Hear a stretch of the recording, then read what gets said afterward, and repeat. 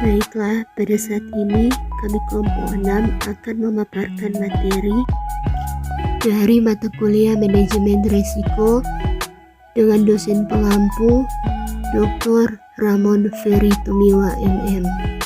Materi yang akan kami paparkan yaitu mengenai risiko kredit. Berikut pemaparannya. 1. Definisi risiko kredit.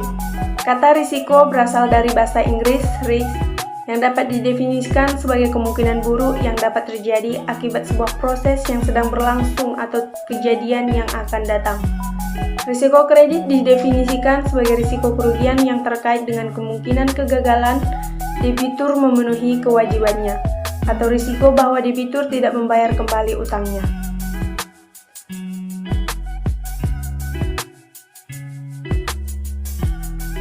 2. Ruang lingkup dan hal-hal yang termasuk risiko kredit. Ruang lingkup risiko kredit tidak dapat dipisahkan secara jelas dan tegas dengan jenis risiko lainnya, atau risiko operasional, risiko pasar, dan risiko likuiditas. Dan keempat jenis risiko ini saling terkait. Risiko kredit dapat timbul dikarenakan telah terjadinya risiko pasar terlebih dahulu. Sebagai contoh, nilai kredit nasabah menjadi sangat besar dikarenakan kredit diberikan dalam dominasi falas dan nilai tukar rupiah melemah. Hal-hal yang termasuk risiko kredit. 1. Lending risk, yaitu risiko akibat nasabah atau debitur tidak mampu melunasi fasilitas yang telah diberikan oleh bank, baik berupa fasilitas kredit langsung maupun tidak langsung.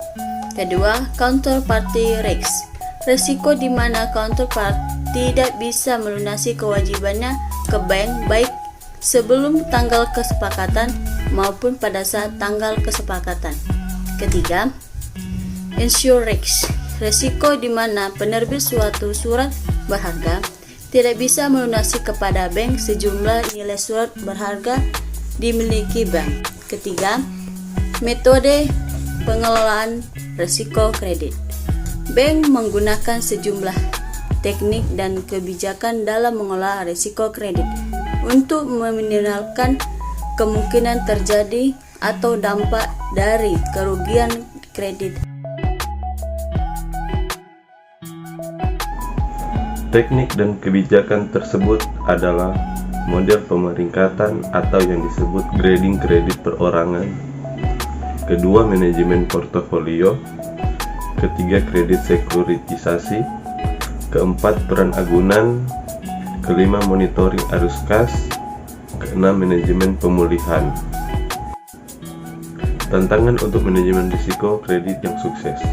Yang pertama, manajemen data yang tidak efisien. Ketidakmampuan untuk mengakses data yang tepat saat dibutuhkan mengakibatkan penundaan yang bermasalah. Kedua, tidak ada kerangka kerja pemodelan risiko yang mencakup segala aspek kelompok. Tanpa hal itu, bank tidak dapat menghasilkan langkah-langkah risiko yang kompleks dan bermakna. Ketiga, kerja ulang yang konstan. Analis yang tidak dapat mengubah parameter model dengan mudah. Keempat, alat risiko yang tidak memadai. Tanpa solusi risiko yang kuat, bank tidak dapat mengidentifikasi konsentrasi portofolio. 5. Pelaporan yang rumit. Berbagai proses pelaporan berbasis manual dan spreadsheet terlalu membebani analis dan TI. Itulah paparan kami kelompok 6 mengenai materi risiko kredit. Semoga bisa bermanfaat bagi penonton, baik dalam kalangan mahasiswa, dosen, dan masyarakat. Mohon maaf apabila ada kekurangan dari video ini. Sampai bertemu di video selanjutnya. Dah.